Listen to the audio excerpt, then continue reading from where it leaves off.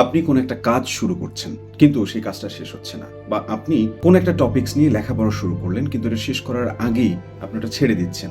মানে আপনার কাজের গতি এবং প্রোডাক্টিভিটি কখনোই ঠিক মতো আসছে না। আপনি কনসেনট্রেট করতে পারছেন না। তো সেক্ষেত্রে আপনি কি করতে পারেন? আপনি নিজেও চাচ্ছেন যে এই কাজটা আমি অল্প সময়ের মধ্যে কমপ্লিট করব, তাহলে আমার জন্য সহজ হবে। কিংবা আমার এই টপিকটা দ্রুত কভার করা দরকার, যাতে আমি আমার বাদবাকি টপিকগুলো ইজিলি পড়ে ফেলতে পারি। তো এরকমের সিচুয়েশনের মধ্যে যদি পড়েন, তাহলে খুব সহজ একটা টেকনিক আছে। আপনি টানা ২৫ মিনিট পড়েন এবং ৫ মিনিটের একটা ব্রেক নেন। আবার ২৫ মিনিট কাজটা করেন, ৫ মিনিটের একটা ব্রেক নেন। আপনি যখন এরকমের টানা ২৫ মিনিট কাজ করছেন কিংবা পড়ছেন এবং ৫ মিনিটের ব্রেক নিচ্ছেন, তখন আপনার ব্রেনের মধ্যে এরকম একটা মেসেজ চলে যাচ্ছে যে আমার হাতে এই কাজটা কমপ্লিট করার জন্য ২৫ মিনিট সময় আছে। সো আমি কোনো প্রকার ডিস্ট্রাকশন ছাড়া, অন্য কিছু ভাবা ছাড়া আমার এই ২৫ মিনিটটাকে কাজে খাটাতে হবে।